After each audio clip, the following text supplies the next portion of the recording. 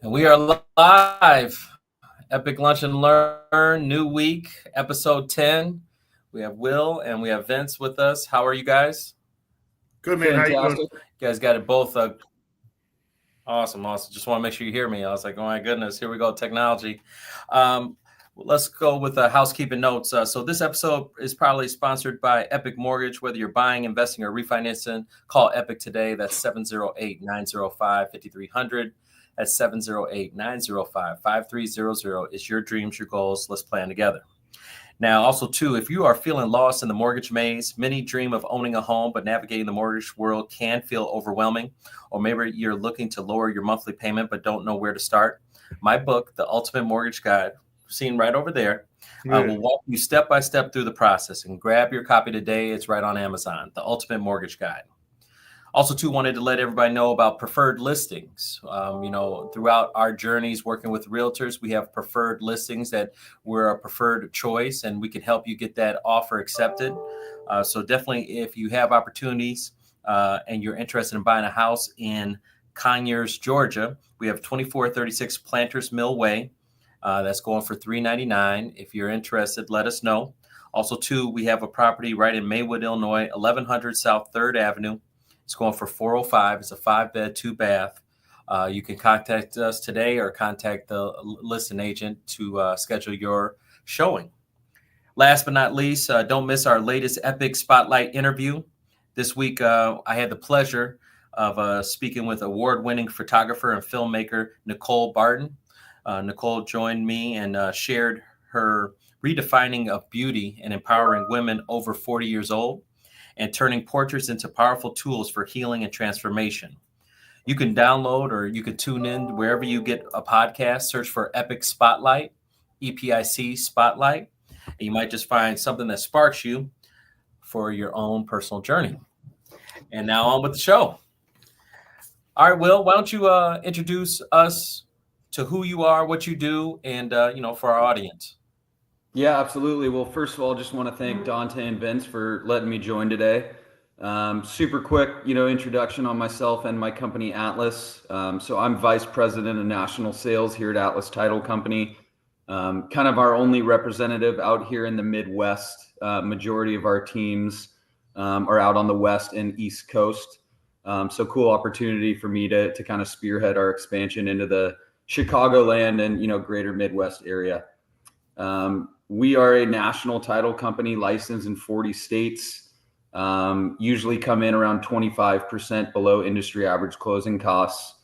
And I think, as we get in the conversation today, you'll all start to get an understanding of, how Atlas kind of differentiates ourselves and, really focuses on trying to drive as much growth and support towards lenders as well as realtors and agents. So very happy to be here. And thanks again for the opportunity, Dante. Oh, not a problem. And we have our steadfast Vince. How are you doing today, buddy? Hey, good, man. How you been? Hope everyone had a good weekend. Will, thanks for joining us. Appreciate it. I know I won't talk too much because we always talk on the show anyway, so everybody knows who I am at this point.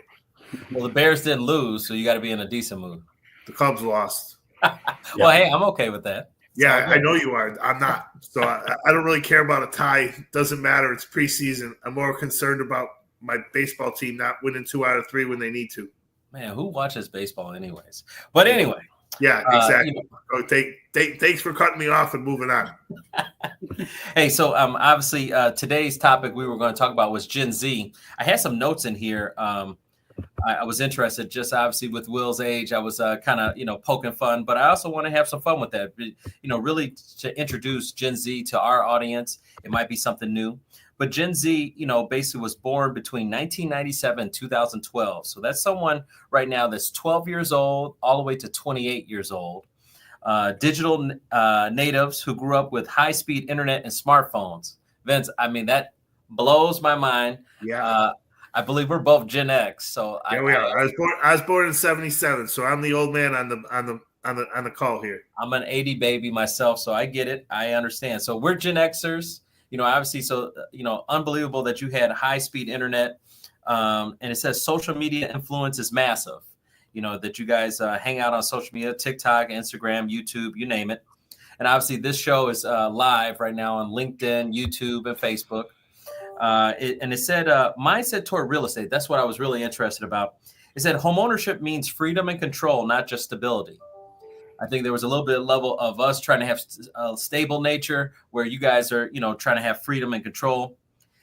They say that you're skeptical but ambitious. Hit by the 2008 crash, COVID, and inflation. That's kind of crazy that you guys have had all those three. Value experiences matter and flexibility over large suburban homes. And then it said remote work allows them to consider lower cost locations. And overall, behavior wise, you guys research heavily before contacting professionals. You just don't take their word for it. You kind of, do your own due diligence, which I find interesting. And you trust peer reviews and online communities over ads.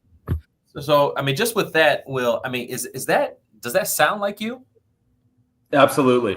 I think kind of the main, differentiating aspect with my generation is, the constant need to uncover what's really going on, not just trust, the first opinion you get from a quote unquote expert, and really kind of dive deeper yourself.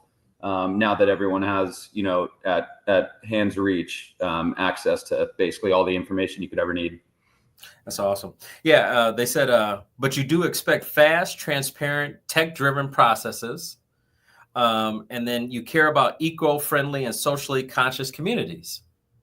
Sure thing. And I do kind of make this joke a decent amount of time, but I think DoorDash and Uber Eats kind of ruin the Gen Z approach and perspective in real estate as opposed to including any other transaction, because when I order DoorDash, it's going to be here in 18 minutes. Right. And I would want my mortgage process to go the same way. And we know that that's not really going to happen, but that's kind of the perspective that's been ingrained in our minds.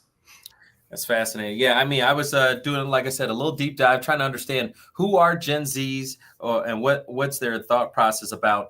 And to that point that you just referenced, I know me and Vince, we were talking about it last week even.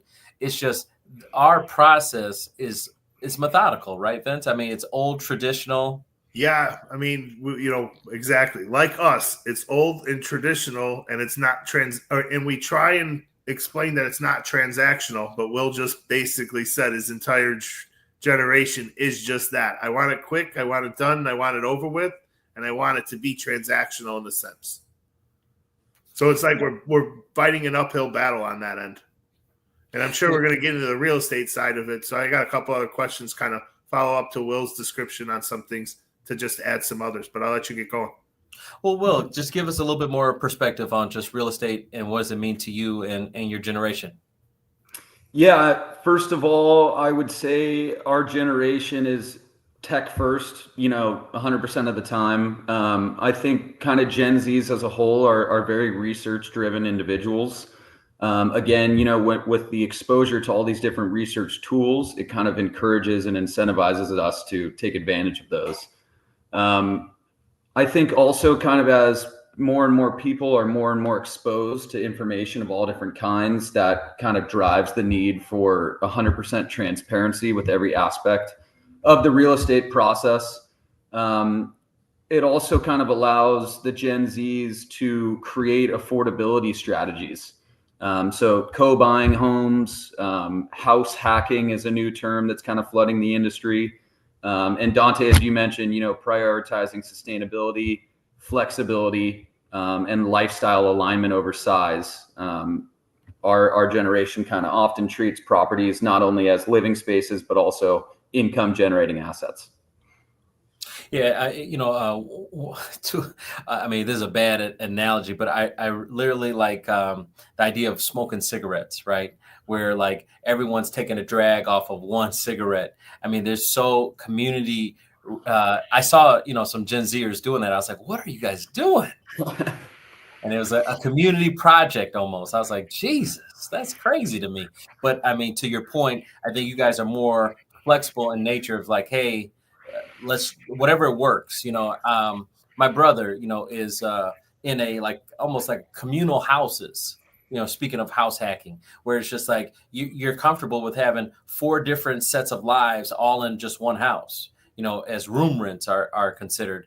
Short-term rentals. To your point, house hacking. So these are kind of things that have kind of developed over time. What, if anything, what gives that sense? I mean, what is the reason for all that? Do you have any idea, or comfort? I mean, what gives you guys comfort in doing that?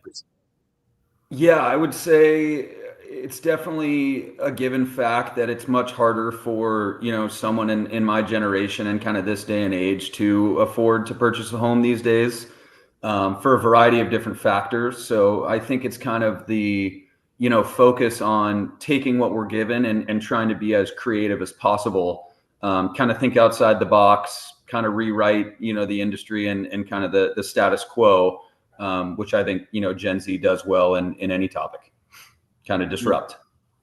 On a little bit of a joke, you guys reinvented the word roommate and turned it something else.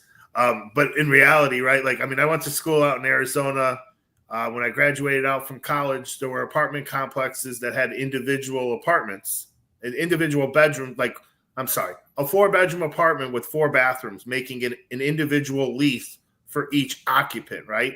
Mm-hmm. Now, that was over 25 years ago. Great idea, great concept in a college town. But now you also see that in the city of Chicago, where people are co-living in apartment buildings and they're just living in one room and then they have a common area. So you guys have made changes to that. And part of that is because of the affordability. But also, too, you have corporations creating lifestyles of that nature. Like, to me, I like apartment living from the standpoint of high rises, amenities, and community rooms and games, and creating that environment within your community. And you guys, it seems like you're taking that a little further. For sure. I think we're all kind of inspired by, our recent experience 4 years ago living in dorms. And that was such a fun opportunity that, like you just said, given the affordability and kind of other industry trends, that's not the worst situation these days. One more question, if I could add to that, Will. Is the housing crash that you guys experienced we experienced in 2008, is part of that fear of buying a home or the expense or the risk of that maybe from your parents explaining what went on back in those days?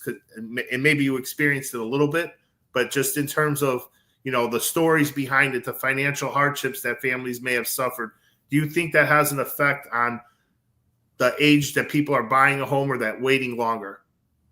Yeah, without a doubt. I mean, albeit I was 9 years old in 2008, but I definitely, remember the feeling, the effect, kind of just the general feel throughout my neighborhood, all my friends and families. The world kind of stopped turning for a little bit.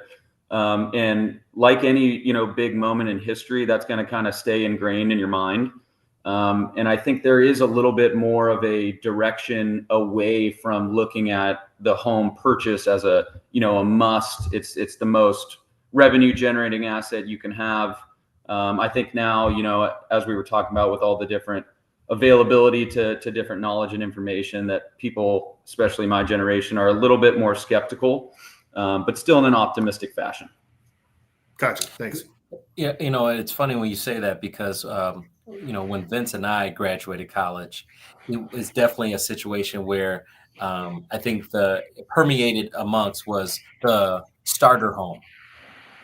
You get a property, and a property would be just a starter home, whether it's a condo or townhome, and then you would stay there for maybe 5 to 7 years. And then after 5 to 7 years, you would then sell it, and then, and move up and upgrade. And now a lot of the Gen Zers, to your point of affordability, have really changed that model and that narrative to a forever home. Now we're just looking for the forever home. So we're not going to play this small time, nickel and dime stuff. We want the 3, 4, 500,000 up front. If we have to room rent it all out until we can actually afford it on our own, income by itself, I'm, okay in doing that. That differentiates obviously regionally, because there's still some Midwest values here that, hey, I'm going to get married, I'm going to have kids and all that stuff. But you definitely see that on the coast more, I think, with that type of mentality. Would you agree on that? Yeah, absolutely. I think another thing that kind of drives, that same phenomenon is, the access our generation and everybody now has to, market info, getting virtual tours of properties, different financing tips, really kind of encourages the whole generation to slow down the process, not rush anything, and really look at every single aspect of the decision-making process very carefully. Awesome. We do have some questions. As I want to remind the audience, feel free to, in the comments, put your questions. We're live on Facebook or LinkedIn or YouTube. So we got some questions. Let's answer some of these right now. And we appreciate these. Jared writes, what's the first thing Gen Zs look for in a home purchase? Will, I'm going to throw it to you. I mean, he's our spokesman of Gen Zers today. He's not the president, maybe, for all of them, but we're going to lean on him today to answer some of these questions. What do you say, Will? Yeah, it's a great question. I think it kind of drops into two different silos here. So as everybody would when they're looking for a first purchase, you're looking for an opportunity to really create a foothold and a presence in a neighborhood where you can kind of grow your life, expand it. Perhaps you get married, have kids, and really grow up yourself even as an adult in an area that is either strategically positioned to the school you want or maybe near your family. But then there are so many more aspects that come into play these days. So Gen Zs, I think, are often looking at real estate as kind of a path, both to short-term cash by, offering the ability to kind of rent out your property, flipping houses, house hacking, as we were talking about. But then we're also still looking at these properties as a long-term, wealth building opportunity through appreciation and equity growth. I think our generation really blends the two perfectly, aiming for an opportunity to bring in immediate income, but also, focusing on the future and kind of really prioritizing yourself, your family, and your life. I want to take a brief before we get to all these questions. Vince, do you want to go into house hacking, or you want to explain that? Well, I mean, no, I'll stay away from that because to me, like I said, house hacking turns into just having roommates. It's just a new label, right? But other than that, I mean, it gets you in the house sooner. Go ahead and hack away, right? Yeah. I won't knock that, right? Getting the house is the most important thing in the beginning. As I said before in the past, buy the house. Forget the rate. Buy the house. One other version of house hacking that is common play, but not common play at all, is the multi-unit buildings. So what is being encouraged right now heavily is that your first property, and I've heard this for years, didn't do it, but I heard about it, that the first property that you should purchase is a multi-unit building. In theory, a 4-unit building that's still viewed as a residential property. You live in one of the units for the first year via FHA, 3.5% down. So you've minimized your costs as far as the down payment goes, and that allows you to get into the building, and now you're becoming a landlord from day one. You're renting out 3 other units, and obviously the 4-unit is ideal because the 3 other units should produce enough cash flow where you're living rent free. Basically, you're not paying anything on your mortgage. You stay there for a year, so you get a full familiarity of the building, of the location, so you can answer questions as you are the landlord and you move out.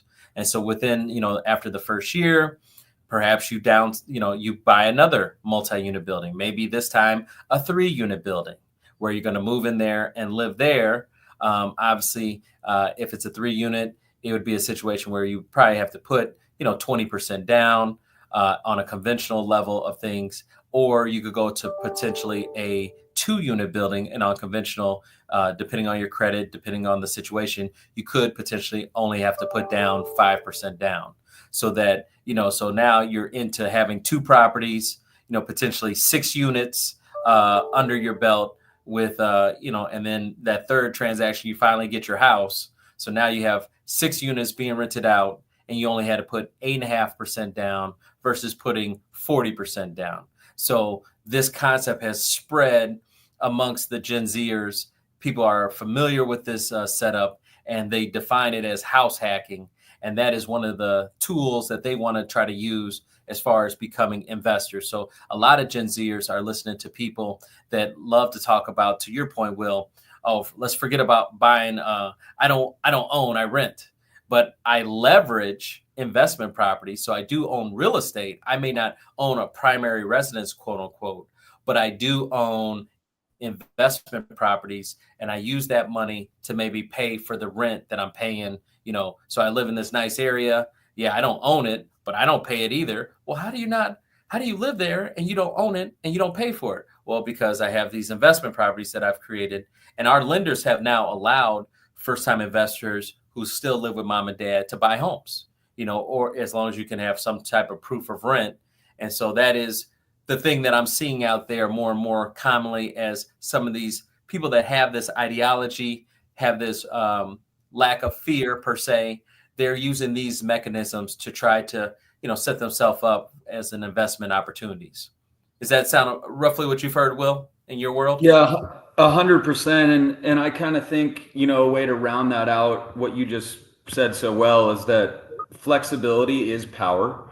And our generation, focuses on that, I think, more than most. So the focus on choosing something that works for you today, but then you can adapt to whatever life throws at you 5, 10, 15 years down the road, is so crucial, kind of just as you were touching on. Yeah, and it's really funny. I mean, just obviously with recent events that's been going on, just, we don't have to say it, but, we already know just things that have occurred over the last probably decade. I feel like the curtain has been a little bit lifted. I mean, definitely as Gen Xers that me and Vince are, we were sold a bill of goods, and sold, this is how life is supposed to be. Here's your milestones that you're supposed to achieve. And, you kind of, oh, I guess this is what I'm supposed to do next. And this is what I'm supposed to do next.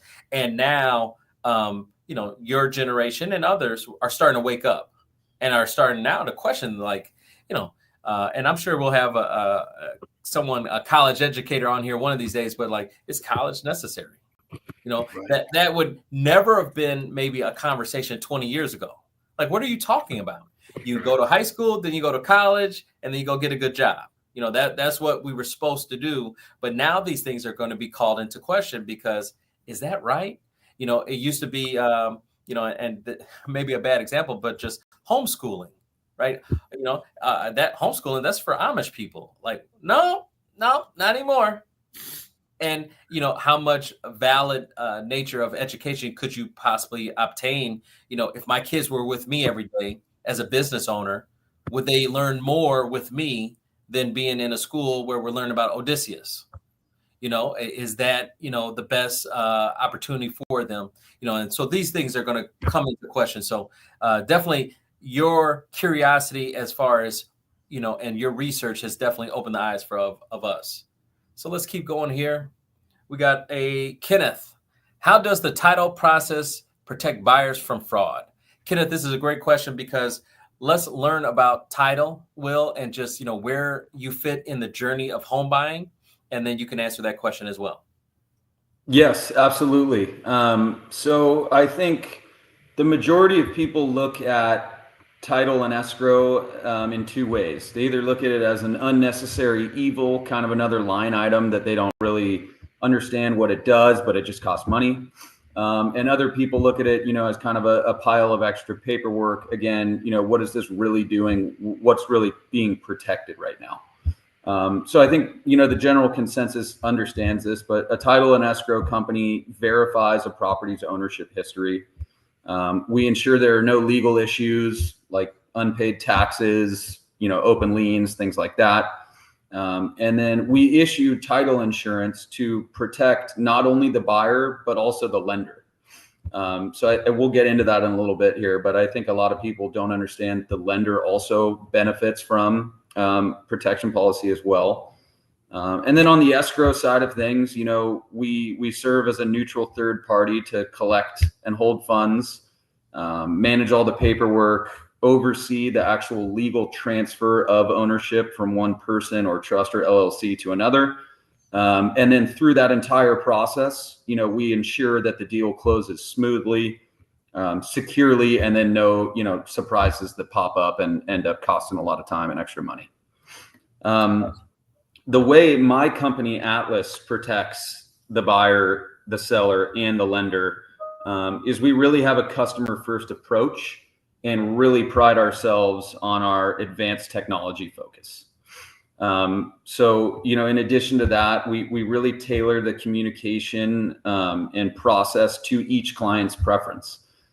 So if we're talking about, fraud detection using e-signatures, identity authentication, e-recording, all these different, ways to kind of adjust the title and closing process to fit the consumer's preferences, I think goes a long way, especially like I was saying, when a lot of people kind of look at title, like really, why do I need to do this? So yeah, I would say that's kind of the general explanation of what title really is and why it's important. And in addition to the fact that, not a lot of people really grasp the true importance of that. I mean, I think no one really wants someone knocking at your door after the day you close saying the previous owner owed me money and now you owe me money. Right. Nobody wants that. And that's why you have title. Like buying a property at an auction with a second lien on it, right? Oops. Man. Yeah. Their job is so important on all transactions, whether it's cash transactions or loan transactions. Their job is so important because they're the ones doing the research on the existing property. They're making sure that, when we close, all liens that were existing are now going to be paid off. And if there's anything that, is outstanding, then that means we can't close. So they're the ones checking. And how does the title process protect buyers from fraud? I think making sure that no one's lying, right? And manipulating that there's that outstanding lien that you weren't aware of. Right. Unpaid property taxes, public record errors, boundary disputes, like you mentioned, unpaid contractor bills. I mean, the list goes on and on. Sure. And these are problems that we prevent and solve for day after day. Yeah, let's answer this one. This is from Danny. What's the biggest challenge title companies face today? Great question. I would say that the biggest challenge title companies face today is how to differentiate themselves. Obviously, we're all very familiar with RESPA and kind of the impact that has had on our industry, I think for the better. So there are, few and far between for title and escrow companies to kind of put themselves on a level of their own. And that all starts with service.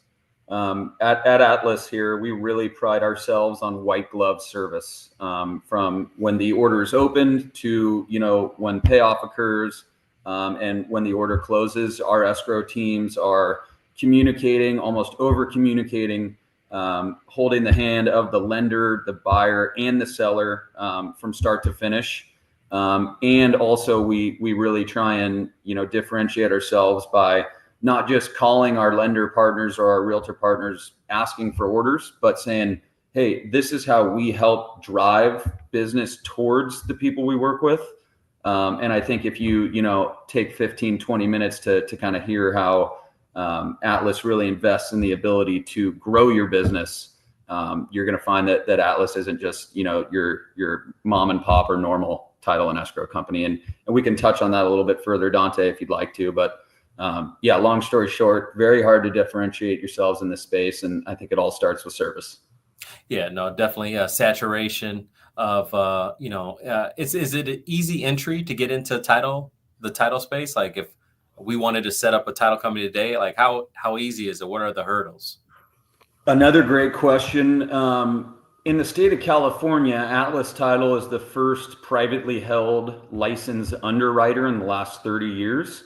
Wow. So I would say if you are looking to hypothetically start a title company, you got to look at it as one of two ways. To be a title agent, where, you would be handling the escrow process and then outsourcing the title work to a Fidelity or a First American, a little bit easier.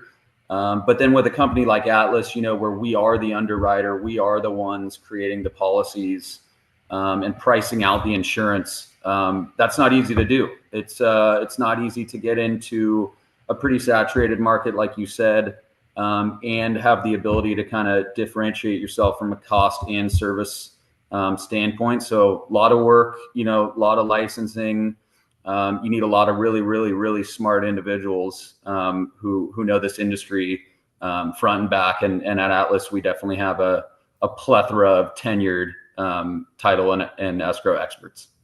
I'm sure, I'm sure Vince and I, just through refinances have had some ugly title work that we've had to clean up probably once or twice with, trying to get payoffs of things that, this was paid, but never got a release and all this stuff. So being able to work with a company like yourself that can get directly to the underwriter right away versus the pass-through that you're referencing. Some of the smaller entities, they really don't have the capability. They don't have an underwriter on staff.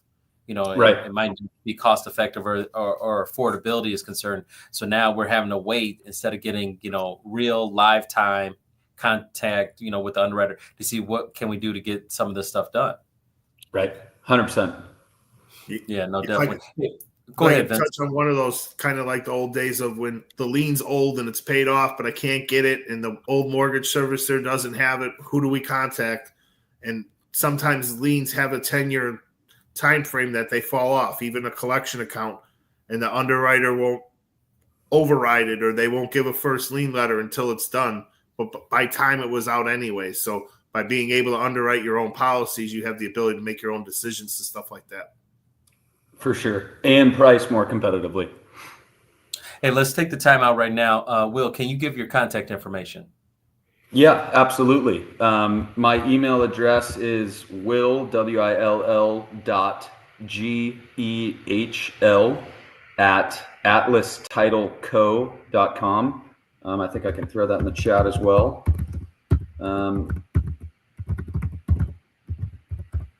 And I will also drop my cell phone number in there. And then Dante, I believe this is on LinkedIn as well. So feel free to, reach out to me in any manner. Awesome. Yeah. It's funny. You're throwing me out. I'm going to touch that in a second. Go ahead, Vince. How did they get on? I was gonna say we're only missing one more platform, but I'll let you probably get to that joke when we get there. Obviously, for me, if anybody wants to do follow-up questions, cell phone number 708-359-8578. Email for Epic is vince@epic.mortgage. Awesome. And you can reach me. I'm in the office 708-905-5300, 708-905-5300. And email is Dante@epic.mortgage. No, it's funny because, Gen Zers is like, where can we find you? Right. And you kind of led me to there. And they, I was taking these notes. It says most times you can find Gen Z on TikTok, Instagram, and YouTube. Those are your three places. So do you have truth in that? Do you think there's some truth in that? I would say I'm a bit of a specific case based on that question. I actually don't have Instagram or TikTok. Whoa. I know. I remember. So I got my MBA at the University of DePaul out here in Chicago last few years. And kind of as I started my degree, I caught myself waking up in the morning. And before my brain had even really turned on, I realized Instagram was open on my phone. That's not going to help productivity in the morning. That's for sure. So I decided to just kind of get rid of both. I really, really, enjoy my LinkedIn presence. And then I'm very active on YouTube as well. But those are kind of my two focuses. I try and weed out any other distractions. Awesome. Well, I like the work ethic. I like that. Let's do this. That's the difference there. That's why he's where he's at the age he's at, right? He doesn't mess around with TikTok and doesn't mess around with the other one. The only reason I was joking earlier, last week we had a joke that we're on all the platforms, but we're still missing Instagram. So I thought Dante was going to go to the Instagram. No, because that burns me. The Instagram has these codes you have to put in. Long story short, we're going to get it figured out. Someone out there is going to help us. I know it's just a matter of time, but yeah, we're going to get it worked out. But Dixon writes, how does a title search actually work? Can you kind of take us through the process?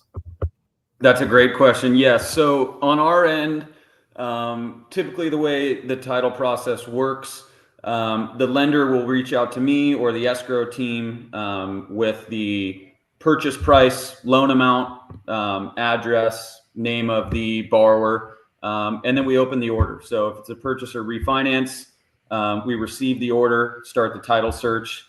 Our title team is going to examine and check county records for deeds, mortgages, liens, like we said, unpaid taxes, easements, judgments, or any like restrictions tied to the property. Then our team's going to confirm an unbroken sequence of legal ownership. And this ensures that no one else can claim rights to that property. Shortly after that, we'll issue identifications. So any defects like those liens, boundary disputes, or errors in documents, these are flagged immediately and resolved, before it is time to close. And I'll tell you firsthand, those issues always come up. So that's, an extremely important step. And then once those issues are cleared, it's clear to close. So the title company will prepare the title insurance policy to protect the buyer and lender against future claims. And, it's not the quickest process, but here at Atlas, we really focus on our turnaround times while also, taking all the precautions and necessary steps to complete the order in the best possible manner. Awesome. We got a couple more. I just want to make sure we touch everybody. Loving this insight. Thanks for breaking it down so clearly. Thank you, Alamgir. Thank you very much for even listening. Appreciate you. We are live on YouTube, LinkedIn, and Facebook. So we, encourage everyone to, just put in the comments questions that you have. We're here for an hour to, go over and make sure that you feel more comfortable, whether you're working with another loan officer or you are a loan officer struggling with title. We definitely are encouraging the services that we promote on here. So Atlas Title Company, actually, we have a deal closing today with Atlas. And so that's a good thing. Borrower has a investment property in Indiana, and, we're giving a cash out refinance, and you guys are helping us out. So I appreciate that. Yeah, appreciate the opportunity. Yeah, no doubt. How can title companies help prevent legal disputes later? Great question. So, looking down the road, having the ability to run those title searches, like lien searches, fraud checks, and document recording to ensure that property can be legally and securely transferred. Then that title is in stone. That is the title report. So, let's say you run into a situation 10 years down the road where, Dante, like you were saying, a contractor shows up your door, says the old owner, owes me $75,000 from a job, and that's now your problem. That individual can go to their title rep or their title policy and say, you know what, that's actually not the case. This is, legally my property now, and this policy, prevents me from having to deal with that situation that was caused by the past owner. Awesome. Hey, Dante, let me add something if I can. Well, just a little build on a couple things, just because Sure. Our audience is, some of them are real estate agents. We're throwing around terms of escrow and title Sure. and so forth. Some of the states we operate are attorney states. Some are direct to agents. So to everyone out there, just kind of briefly touch on it from a standpoint of who's ordering title on a purchase transaction, as an example, in the state of Florida, in the state of Arizona, or the state of, Illinois, just to kind of give a difference so everyone understands that in attorney states, it's not just the sellers that's picking the title company. It's also the agents that are out there, depending on which states you're in. Just if you can briefly just to touch on those different areas. For sure. So Florida, for example, one of the states where we're most active in, this day and age, it's absolutely agent and realtor driven on the purchase side of the transaction. Typically, I would say if the agent doesn't have a preferred title company, they'll usually defer to the seller. But then more on the refinance and home equity transaction side, that's where the lender is, able to direct that a little bit more. And at Atlas, we really focus not only on the purchase side, but also the refinance side. So with our cost and time saving ability, we're actually now 8th in national refinance and HELOC volume. And some of the ways we're able to kind of climb down that list is by offering as much support and data and lead gen and farming opportunities to the lenders as a normal company would also with the agents. So I think one cool way we've kind of created our presence in the space is being a very lender focused title operation. And if anyone, on this call is a lender looking to grow their business and kind of unlock some new opportunities, Atlas is the place to go. So would love to connect offline and kind of show you a few of the ways we really drive a ton of value and opportunity to our lender partners at absolutely no cost. Cool. Do you run a lot of your operations out of California? Our title production is in California. Our 2 headquarter offices are in California as well.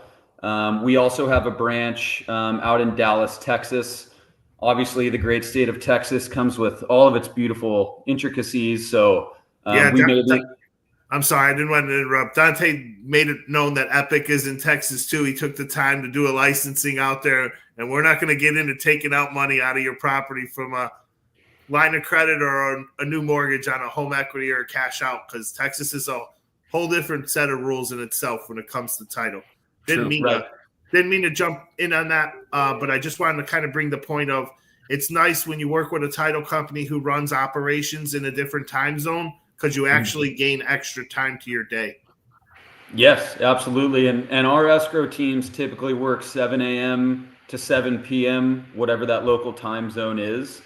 And in states where title prelim costs are set, like Texas and Florida, that's where having, such fantastic escrow teams and escrow capabilities allow us to kind of differentiate ourselves in those states where it's hard to kind of separate yourself from a cost standpoint. But yes, we love having our operation set up in Dallas. We've been closing deals in Texas for, I think, over 4 years now. So yeah, the ability to kind of be in all 40 states, understand all the different specifics state by state, whether it's a title set state, attorney state, really furthers our ability to actually have that national presence and that national expertise. Yeah, I mean, Illinois is an attorney state, so everyone falls back to the attorney when it comes to clearing title conditions or negotiating the contract for repairs or whatever. But other states just kind of depend on the title company. And it's like California, everything runs through escrow. So right, that's absolutely right. So just wanted to kind of touch on those differences. Thanks, you did a great job on that. Sure, thank you. In Florida, isn't it the listing agent that chooses the title company? Most commonly, yes. But you can challenge it from the buyer side if you truly want to, just for fee purposes, like we do in Illinois, but no one puts it into effect. No one does. Yeah, it's the seller's attorney generally for Illinois. I think it's the buyer's attorney or buyer's agent in Georgia. I think that's how it goes in Georgia. I think that's correct. And what's so unique about the title and escrow space is every single transaction we handle, there's always a different focus on what's the most important. So, one transaction could be extremely fee sensitive, trying to get the best discount possible. Then the next day you're working with another lender who, couldn't care less about the fees and all he focuses on is service. And then the next day we're working with an agent in Texas, for example, and she just wants the fastest turnaround time possible. So being able to kind of adapt and adhere to all these different workflow preferences is extremely important in the space. Awesome. All right, it looks like we got another question here. It was, can buyers transfer title insurance when they sell a home? That is a good question. I'm not exactly sure about that. I might need to pass that to Dante or do some quick research. Do either of you know? I'm gonna go on the side of no, because the insurance doesn't flow with the property. Right. But then again, I think too, in other states you can do a reinsurance. So sometimes you can reinitiate your current policy at a reduced cost. I know I've done that a little bit on some refinances in the state of Florida from time to time. So there may be a way of transferring it, but the quick answer off the top of my head would be no, because it's a completely new property, completely new policy, because there's a change of ownership. And home value, et cetera. It's going to be a whole new transaction for sure. Yeah. No, so definitely will fluctuate. I want to give a shout out to Lori. Appreciate you, Lori. Great session. Learn more here than in weeks of research. Yeah, that's our goal. We're going to be better than ChatGPT right here. You just come here and get the real 20 years of experience. We got to know something. And we're bringing some great experts. They might get the right answer, but we might forget to include a couple things, but we know we can get it done, right? Exactly. No, I appreciate that, Lori. That's real nice. I guess, and then I want to circle back here because I didn't bring this one up. I think I missed it. Joe, what trends are you seeing in Gen Z's real estate goals? I know we touched on it a little bit, but I had a little notes. But Will, what would you say to that again? Great question. I think the main focus of the Gen Zs are the demand for three things, and that's speed, transparency, and then digital first solutions. Not only is that going to move, the real estate industry in a different way based on kind of the influence of my generation, but also the title industry. So our generation's focus on that cost efficiency, sustainability, and personalized service is just going to kind of greater drive the need for adaptation and innovation.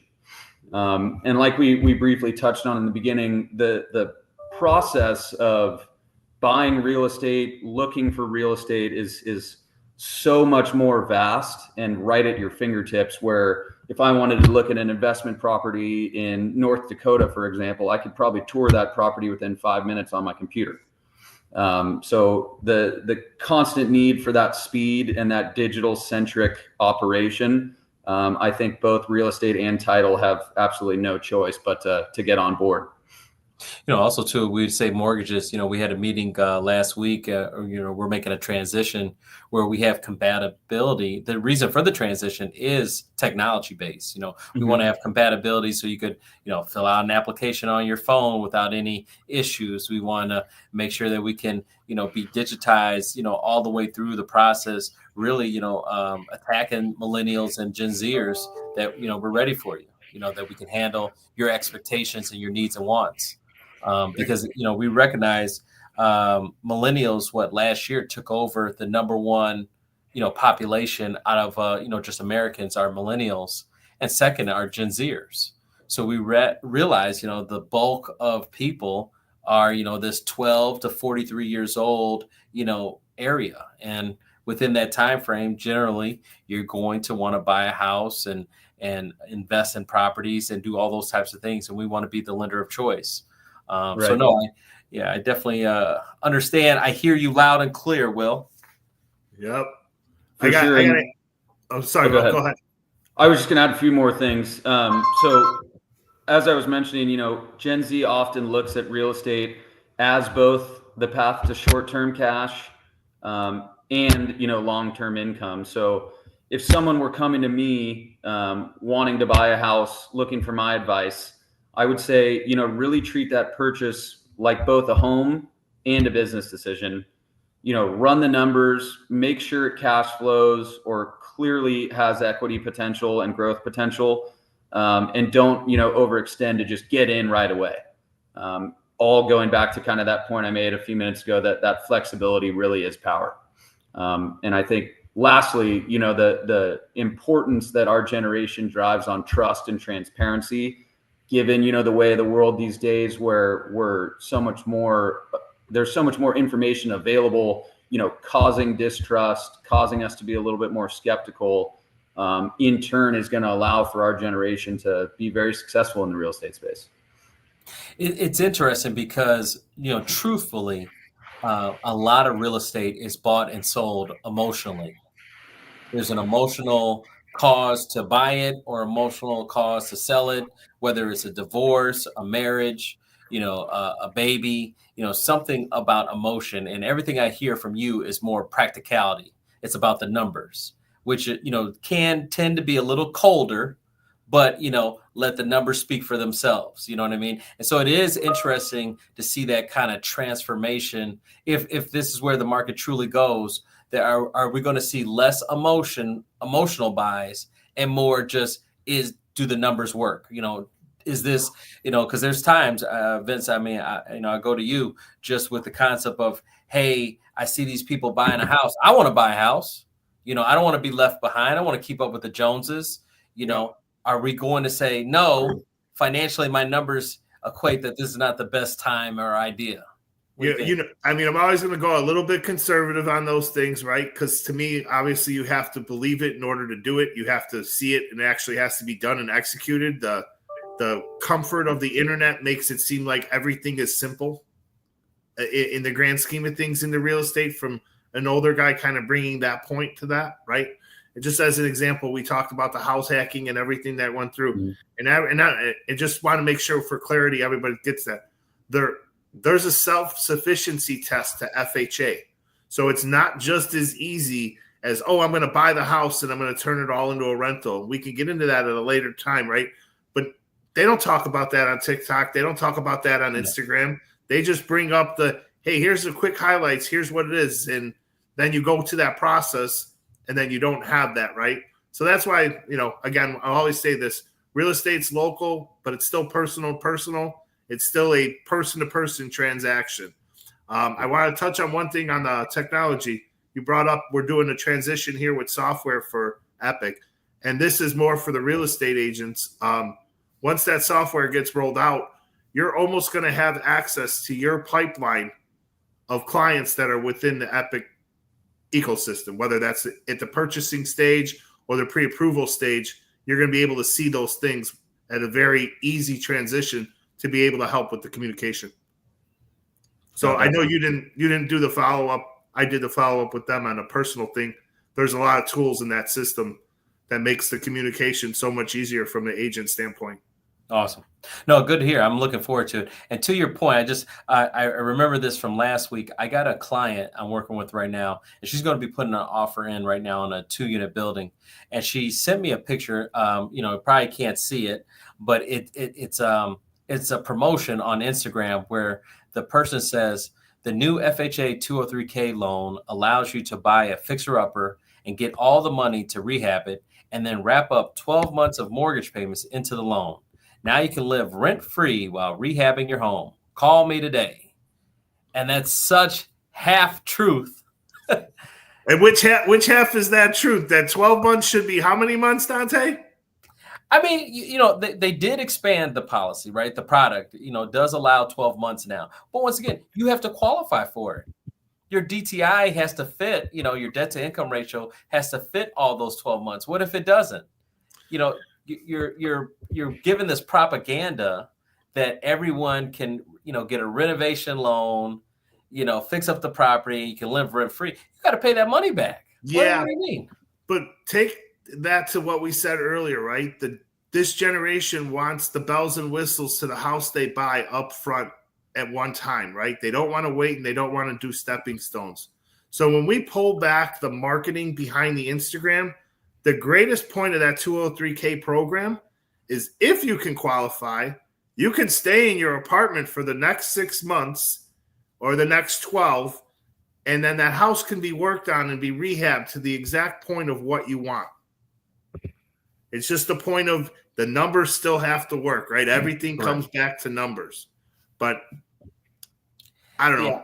I'm not a I haven't done fan many of 203Ks. I kind of stay away from them. So I mean, I do them. I know you do. And yeah, no, I do all loans, all types. But my point is, I just don't like marketing when it's half truths. When you tell half the story, when you say it's grant money, but really it's a second mortgage attached. And if you sell or refinance in the next 5 years, you owe it all up front and everything else that goes with it. Don't mislead the consumer. And I think that's what I'm hearing from Gen Zers. They want the God honest truth from get-go. And see, some of that stuff, unfortunately, you'll find that not all the stuff you can research and find out on the internet. That small read right here is still hidden amongst the product, and they don't promote the whole product. They just give you, here's the bells and whistles, get excited, now call me, and then I can siphon through who's going to qualify for it. Sure. I don't want to know how the baby was made. Just show me the baby, right? Same principle, right? I don't want all that. I just want it done. Yeah. So There's a reason why we hear that saying in this industry again and again and again, is because it's, it sums it up perfectly. Yeah, no. So as we wind up this this hour up, no, I really appreciate you, Will, coming on here. Really, shedding some light on title. It's one of those thankless jobs. No one really remembers necessarily until they need it, right? And oh my God, where's my title insurance policy? Oh my God, where's my owner's insurance policy? I need it because I got this guy, coming after me. Did they not clear it at title or not? But it's one of those thankless jobs. People don't really know why they're paying this sort of money, but it's necessary. So can you give your contact information one more time? Yes, absolutely. I think, is there a way to put it in the chat, or do I just got to say it? It should be. I mean, it's in the chat. I could see it. It should be Okay, in the cool. chat. Yeah, so will.gehl, Gehl, at atlastitleco.com. Phone number 949-514-0366. Will Gehl, Gehl on LinkedIn. If you're an agent or a lender looking to grow your business at absolutely no cost, would love an opportunity to connect, kind of learn, more about your specific pipeline, how you're looking to grow. And Atlas definitely has, the necessary resources for you. And then Dante, Vince, again, thanks so much. Very, very appreciative of our partnership with Epic Mortgage. Love supporting your business. Love what you guys do. And I just want to encourage, the viewers that sessions like this, they're priceless. I learn more, in this hour just talking with you two than I could, Dante, as you said, sitting on ChatGPT for a whole day, because you both have the true experience. Google, ChatGPT, Gemini, they don't have the real hands-on experience that you guys have. So these sessions are all time. I think we appreciate you being here. I think the other thing too is I'd like to add, maybe another time we'll talk about like properties in trust and LLCs and things like that. Yeah. If we can talk to, right? Because I know the audience probably wants when do we use this? When do we use a revocable, so forth and so on. We'll probably have you back and redo that. I know we're getting close to our hour here. Dante's probably got something to say. Everyone knows how to get a hold of me. I work for Epic. It's Vince. Phone number 708-359-8578. Yeah, no. Thanks again, Will, for coming on. This is something that we're starting to do. Like I said, it was an idea. We originated with Epic Masterminds. We were doing Epic Masterminds once a month. Had good participation, really appreciated people coming on, had a guest speaker and stuff like that, but, wanted to kick it up a notch to your point, since visibility is key, we're basically coming out of the curtain a little bit and saying, hey, here we are. Both of us have 20 plus years of experience, knowledge. We've been doing this, whether it's investing in properties, purchasing your first time home, and then as well as, refinancing, we have an idea of how to get this done. We want to be your lender, and we want, obviously the audience, contact us. We're here for you. It's your dreams, your goals. Let's plan together. Realtors, we want to partner with you. If you have listings that need some help with marketing, contact us, Dante at epic.mortgage, Vince at epic.mortgage. Let us know. We're here for you as well. And loan officers, if you're struggling, if you're not getting the support, the marketing that you need to be successful in this market, call us today. We definitely have some ideas of how we can make this even bigger and grow. And so, we're definitely out here for customers, loan officers, realtors alike. Just as we wrap up, just some more housekeeping notes. I forgot to do it earlier, but we do want to give a shout out to the Woods family, the Jones family, the Patterson family, the Munoz family, the Williams family, the Taylor family, and the Akinwumi family. We had great success last week helping people out. What was really cool about last week was, from deals from Virginia, Indiana, Chicago, Florida, we were there, and that really, expresses who we are. We're a regional mortgage broker. We're doing deals obviously in our neighborhood, but we're doing deals outside of the state because our services are valid and needed across the state lines. So don't feel like, oh, can they help me? I'm in Texas. I'm in, Dallas, Texas. Yes, we can help you. We have products that, most of the state banks don't have. and we can help you out, whether it's down payment assistance, renovation loans like we talked about. That's not getting done at a big box bank. They don't want to deal with it. They just, they put their hands up and they turn around. We can handle those types of deals. And that's what's made us successful, doing stuff that other people don't want to do.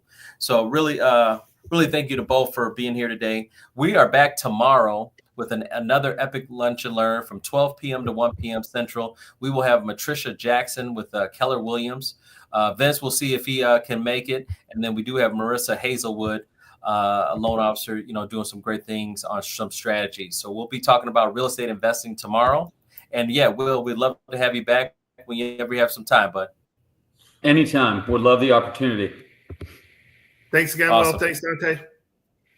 Thanks, everyone. Appreciate it. All right, Vince, we're out. All right, take care. All right, bye-bye.